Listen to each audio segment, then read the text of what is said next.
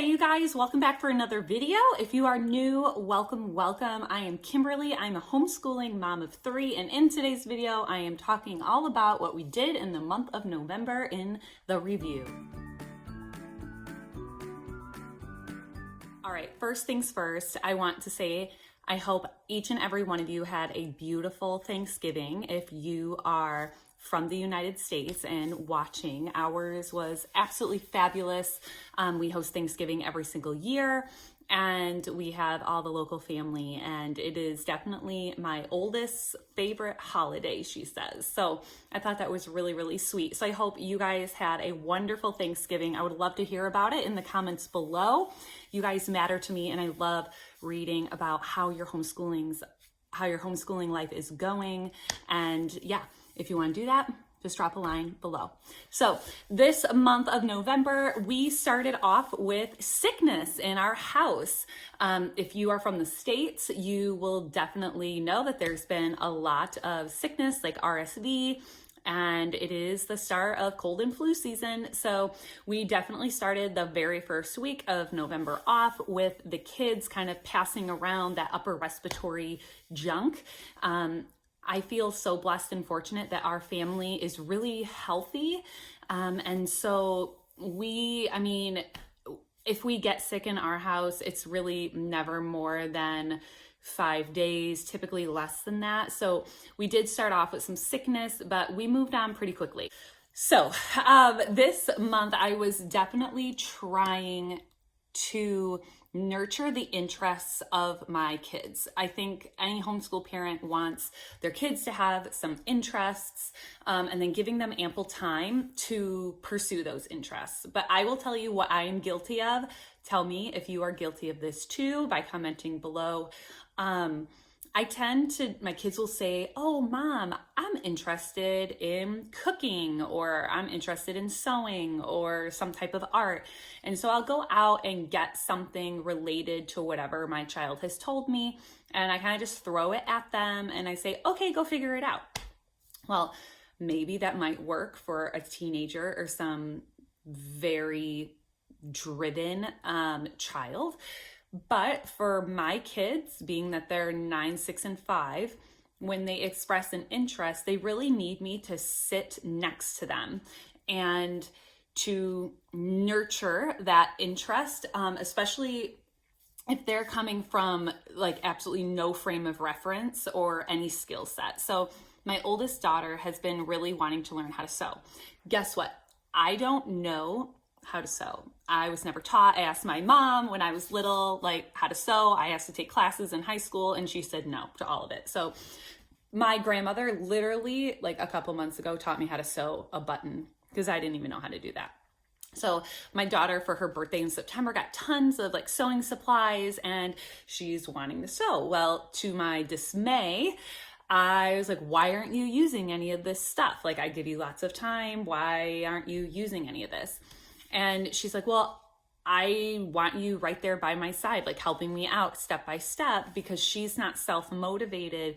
Just open the book, read the instructions. I even got a book that was very easy for her to read because she is like a developing reluctant reader. And so I was like, "Oh, I got all this stuff that I just kind of threw at her." I even got a really easy book to read, but she wants to be nurtured in that skill.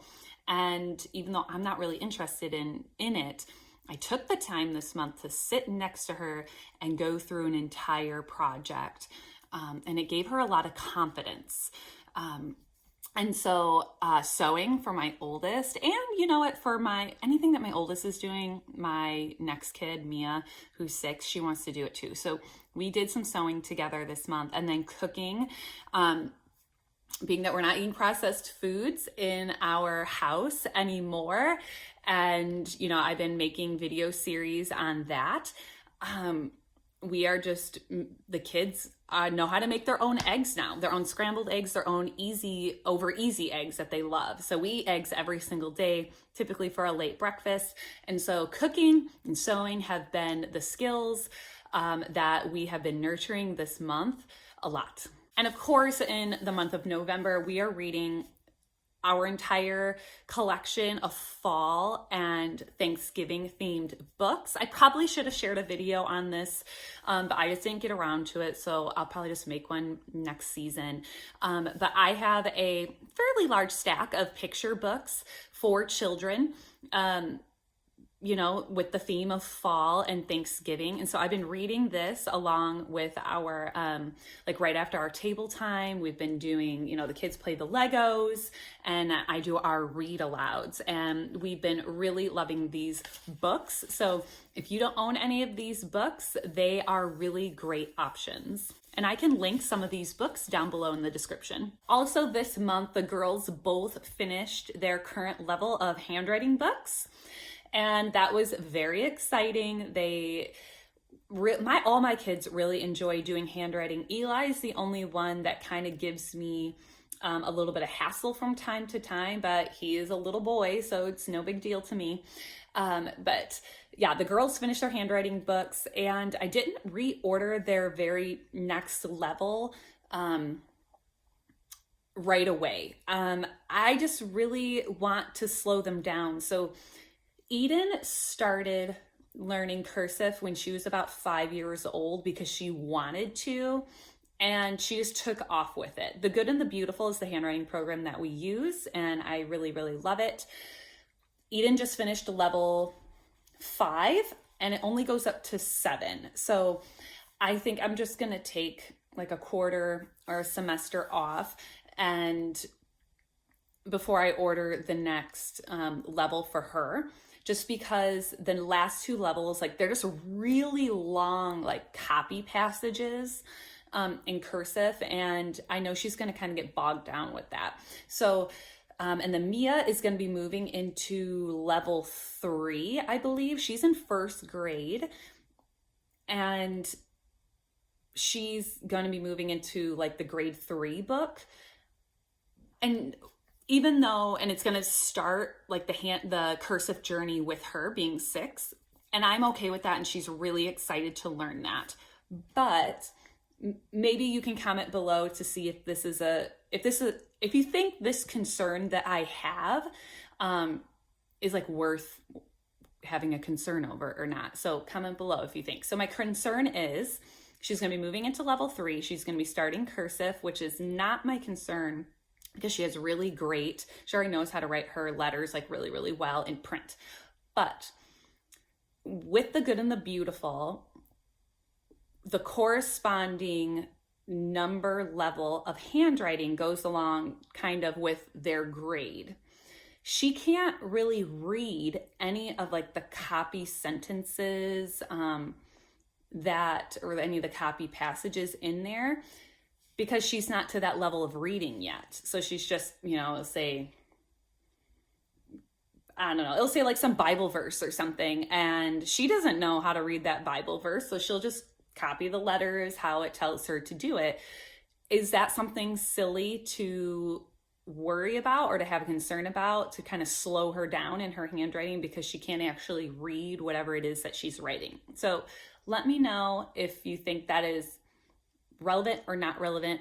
So I would like to know, because this is one homeschooling mom asking another. So in the meantime, because I have not ordered their next level of book, I'm just taking regular composition 99-cent notebooks, and I am writing out sentences and the dates and different little things that we're learning, skip counting and whatever, and they are copying it out, either writing it in print or writing it in cursive. So for Mia, she can read, "The cat can run fast." So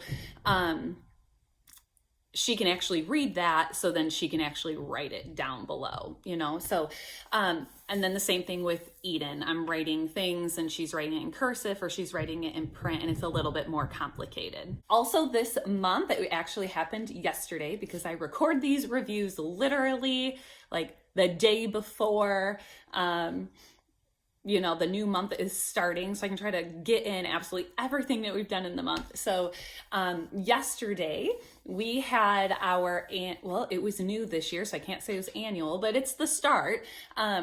Since I run a local Facebook group for homeschoolers, I scheduled now it will be an annual marshmallow s'more roast. So if you watched my review from last month in October, we did the annual hot dog roast, where the kids are roasting hot dogs over the fire with a bunch of homeschool families.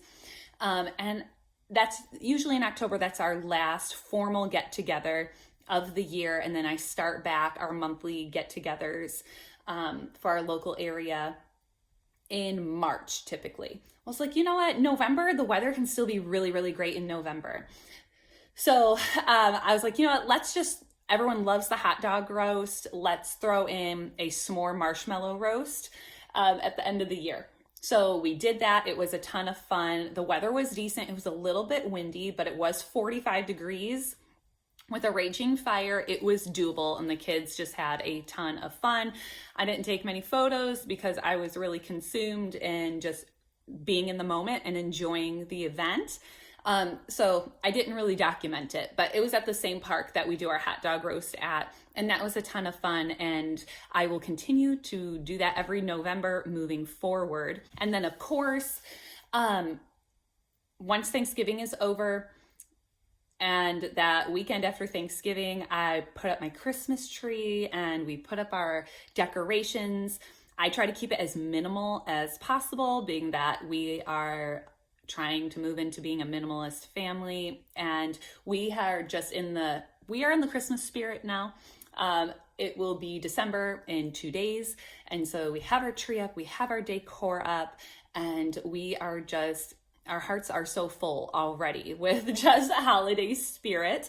And then we also started on Monday, which was yesterday, our Christmas school. So I am a member of Read Aloud Revival Premium, so RER Premium. Sarah McKenzie runs that group. Absolutely love her and everything about her and her company.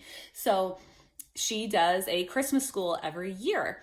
And we are just doing our table time is the Christmas school, and it has just been wonderful. So we are doing a Jan Brett Christmas book study. So everything is revolved each week. There's a different book. So I bought 4 Jan Brett books, and then Sarah comes up with like all the plans, everything but math. So it's just really gentle, and we've been really enjoying that for the last 2 days for our first week of Christmas school. So that is everything, you guys, that we have done in the month of November. Please comment below with how your November went, how your Thanksgiving went. If you have any questions, please don't hesitate to ask, and I hope you have a very beautiful day. We'll see you in the next video. Bye-bye.